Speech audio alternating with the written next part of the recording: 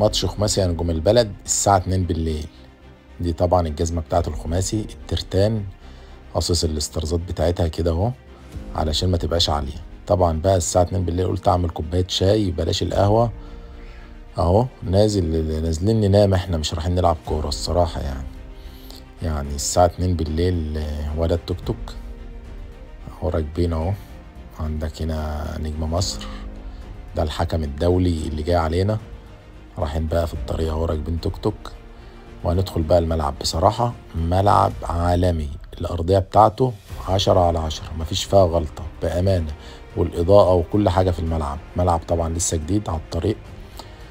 فطبعا ده الحارس الخصم اللي احنا هنموته، يعني عمال يشرح اهوت على فاول قبل كده في الدوري السعودي. عندك هنا النجم عبده، النجم مكي، الزنجي، كابتن سيد فرحات، هنا الكابتن حسن راموس. ويعني بقى بنستعد اهو. هنا بقى الحارس ده بيستعد للاهداف اللي هتدخل فيه. مسكته يعني مش عايز اقول لك شمطته 8 تجوان. هنا كرة كده في الاول فاول، طبعا الزنجي مش عاجبه بيشوط الكرة بقى ازاي يعني، بقى الحكم يحسبها فاول، هو بس يموت بس. الفاول اهوت هيتلعب.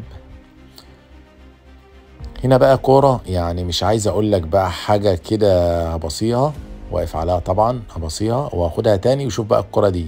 بص بقى شوف الحارس بيعمل ايه، طالع بيطبش يا جماعة، طالع بيطبش، هو يعترض اهو. يعني الراجل خابطنا عيني عينك ويقول لك مش فاول. هنا الفاول هيتلعب، لعبتها لحسن، المفروض بقى يحطها لي كده ايه قدامي، اقوم حاططها ببطن رجلي. هنا الكرة حسن اهو رجعها حلو. هنا فنت كده خفيف الراجل بس يزق زقه كده تحسب فاول. يعني فهمت كده بقى حاجات من بتاعه زين الدين زيدان يا جماعه. وهنا بقى قلت اما اجرب شوطه، خلى الراجل يصد له شوطه. بصراحه خبطوا 8 تجوان عالميين بس ما تصوروش الصراحه. هنا بلعب اوقات في نص الملعب، بنحاول بقى على قد ما نقدر نستلم كده ونحجز ونرجع بقى ذكريات الزمن الجميل.